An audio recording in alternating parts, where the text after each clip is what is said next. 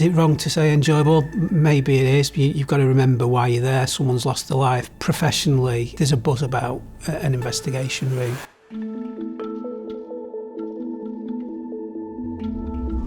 He seemed to be an ordinary, everyday lad who's murdered this young person. Who's done this? I was told that he'd handed himself in a police station in Athens. I almost didn't believe it.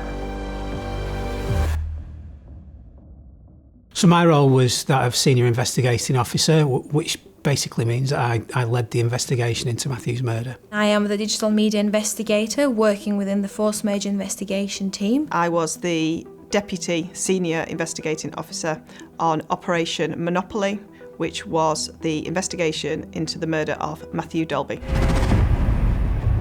There'd been a large-scale fight, at least a dozen people involved. A passing police vehicle had arrived really quickly, and everybody ran off in different directions. Some of this group had made off onto Moorgate, where one of them collapsed. He was bleeding profusely from an injury to his head. He'd also had a stab wound to his chest.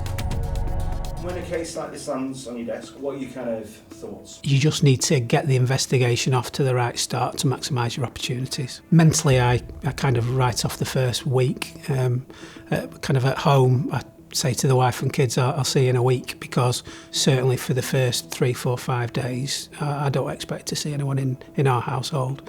You don't get a second chance, and what I mean by that is a lot of your opportunities within the first 24 hours, the golden hours we call them. The role requires overseeing the day-to-day running of that investigation, the oversight of the team and what the team are doing on that investigation. I suppose for myself to be into the detail of it. If you think of a crime scene manager, but just think about that in digital terms, so I've got to think of all the digital devices that we have on an investigation, but not just that, the digital data behind them, so data in the cloud. Think about router downloads, connections between a phone and a router. My first thoughts are around things that we urgently need to do so we don't lose opportunities, a structure to the investigation in place to make sure I've got the right experts available to me. There's that initial, who we're dealing with, what are we dealing with, have we got enough staff to deal with that, what else is going on. I suppose your key components, your victim, your suspects. I remember getting a call about this case, and I remember thinking, oh my God, there is so much work to be done. Really chaotic first few hours. It is just to get in the zone, to remain calm, to remain methodical. He seemed to be an ordinary, everyday lad, and there didn't seem to really be any motive behind what happened to him. The first few days of any investigation, there's always an air of anticipation within the room on that first briefing. Chock-a-block with people, things move very quickly, and yeah, really intense. Chaos, long, tiring, lots of adrenaline, loads of things going on. You don't really stop, the days just absolutely fly by. Constantly getting asked questions, constantly receiving phone calls, lots to think about.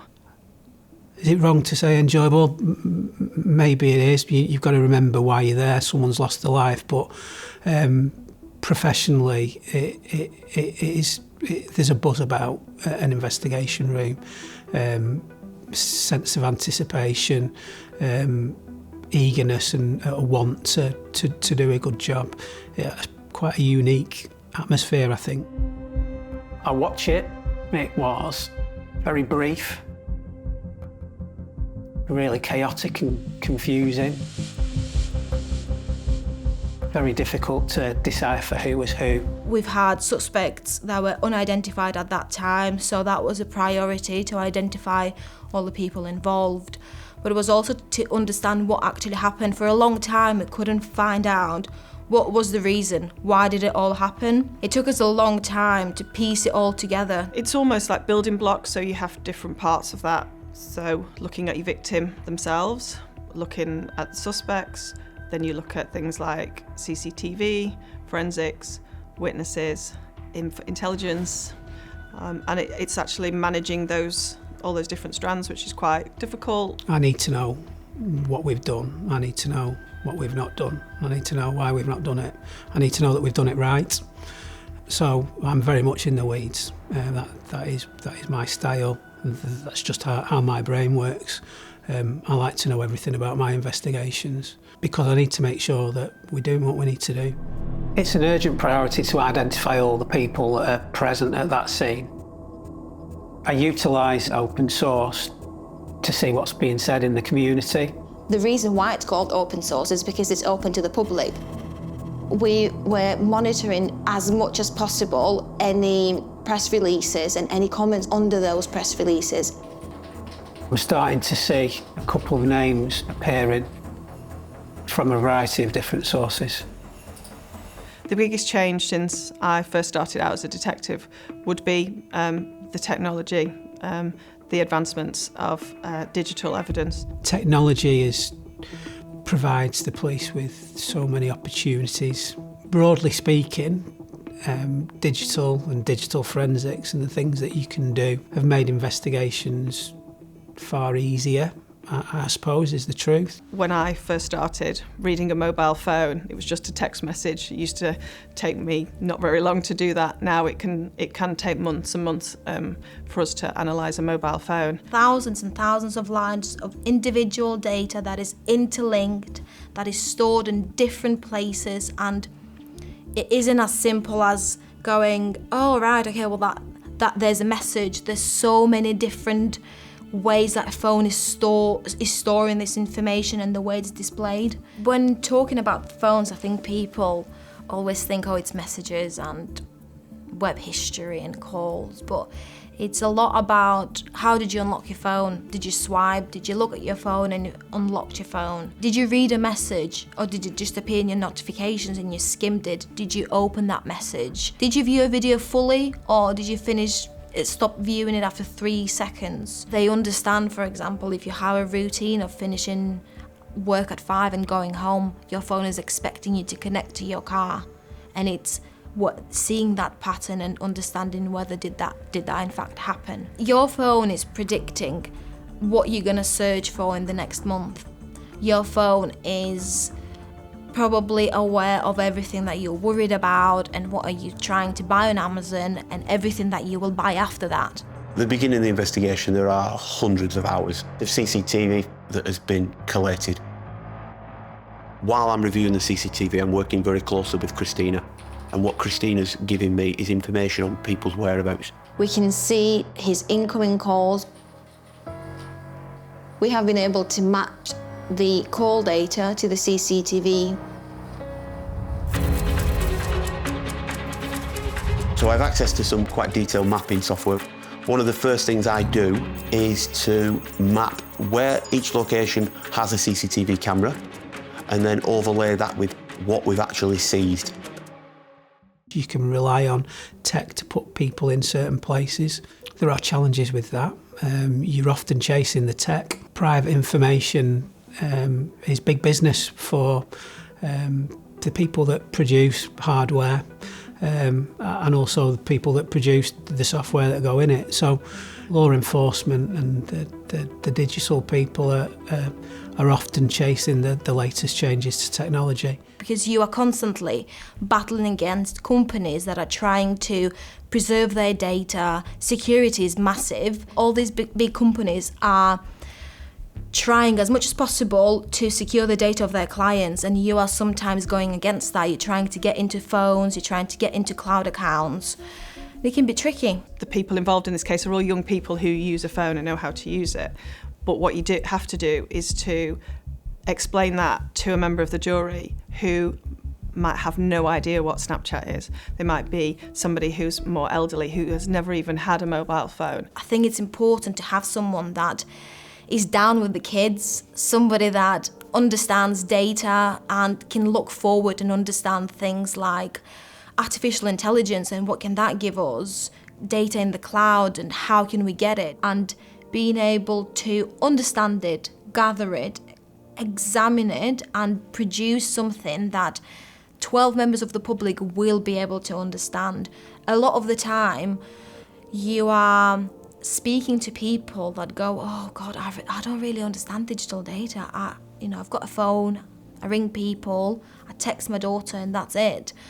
But it is conveying that information in a way that somebody that perhaps doesn't have an iPhone 17 will understand how it all links together and what it means. We can see on CCTV that he's on the phone. We were tracking his movements, it took us towards the graveyard. Christina can show who he's on the phone to at the time. I overlay that with my CCTV. And actually, that CCTV camera has audio. I can hear him saying, somebody's been stabbed up. Why did you want to do this job? What motivated you? I think in truth, I wasn't one of these people that had a lifelong ambition to join the police. I was in my early 20s looking for a career like many people do. In some respects, I suppose I fell into it. But from the second I joined, I wanted to be a detective. Almost from the second I became a detective, I wanted to work on homicide investigations. You are dealing with the most serious crime. Murder doesn't get more serious than murder. And you are sending people to prison for a really long time. You are providing some comfort to families who have lost loved ones. I remember being a young detective in Salford in Manchester, and there was a murder investigation running out of the police station, and I remember thinking, I want to do that. I want to get myself involved in that. You can have some really difficult days, some really difficult conversations with families, but ultimately it's the best job in the world. It's the stuff that people watch on television. It's the things that people talk about. I love being in the middle of everything, of the whole investigation. I love digital, and I think it's really important for somebody like me or somebody that does my job to like digital. And I do it because the satisfaction that you get when a job is complete and you've got a good result from it is like no other. Knowing that you have done a little bit of something for that family is just, it's worth everything. It is worth the sleepless nights, cancelling plans, putting your life on hold. It's worth it. You have to make sacrifices being a police officer in any role.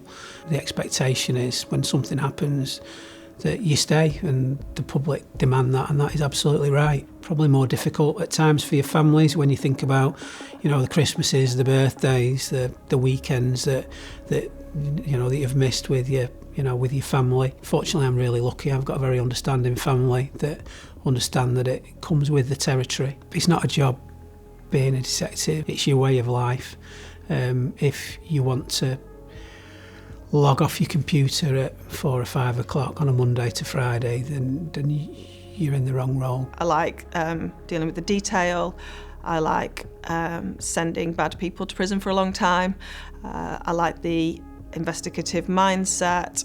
I enjoy helping people who have become victims of serious crime. So that's why I became a detective in the first place. I think anybody that's coming towards the end of a career will probably look back on some of the things that stand out. And so I've been really lucky to work on a number of large-scale investigations. The power of social media today is that there is no limit to the reach that it has. This is now a 21-year-old. They're on social media all the time. And by targeting the social media, we're inadvertently targeting his age group. He couldn't hole himself up in a house for 12, 18 months. I've learnt that the world's a big place and sometimes it's difficult to find people. I've learnt that I have a team of people that refuse to give up. I think this investigation's taught me that we can use certainly social media and target certain areas. That's something that I've never been a part of before, so that was new to me. You've got to go out of your way to find data, and it is that constant drive and being able to recognise that just because you haven't got something right now doesn't mean you're not going to get it. I think the most challenging part was knowing that our suspect was on the loose. We couldn't find him for so long, and trying to come up with all these different ways of identifying his digital footprint or understanding where he could be, and a lot of the time not finding anything and not getting anything back. You almost feel like you sometimes hit a dead end, but you're having to continue to find something and continue looking for him. I think that was hard. At no point did I ever get the feeling that there was questions around resourcing or a want. But it's probably one of the most proud things I am about this investigation, that we didn't give up and that we didn't back down. And with the police, and we absolutely shouldn't, we keep going till we get people the answers. I was driving home from work and I get a call from DCI Fallows. He said, "I'm coming to see you." He said, "We've got him. He's given himself up. I'll start the extradition and get him back. You'll be able to get the justice you want then." I was told that he'd handed himself in a police station in Athens. I almost didn't believe it. I think the biggest challenge is going forward for the police is that we need more people like me. There's not enough of me to tackle so much data, and data is just going to continue to grow. I think what we should have is a massive team of geeks on every single murder. We need to become better at understanding data, making it easier to understand for other people. What's changed in the last 29 and a half years? Well, everything, because society's changed. The police and investigations, just like society, change with time. I want to do a good job for the wider public. I want to help people. And I really do think that, people that commit serious crimes should be brought to task. So it's something that certainly I value, and that drives me and continues to drive me and will always drive me. Why do I keep doing it? I wouldn't want to do anything else. I enjoy coming to work. I enjoy the people I work with. There can be some really hard times. There can be some really sad times where everyone's upset at what they've seen or what they've heard or who they've spoken to. But also there's some really, there can be some fun times, and there's some good times when we have the results that we want. I do it because I love it. I genuinely think I've got the best job in the world. People watch television programmes about what I and my team do. It's fascinating. And yes, it's stressful, and yes, there's long hours, but it's an amazing job. I wouldn't change anything for the world, I really wouldn't. I want to be able to look at a family and tell them that we have caught that person, but I want to be able to say that we've done our best. So that's what motivates me.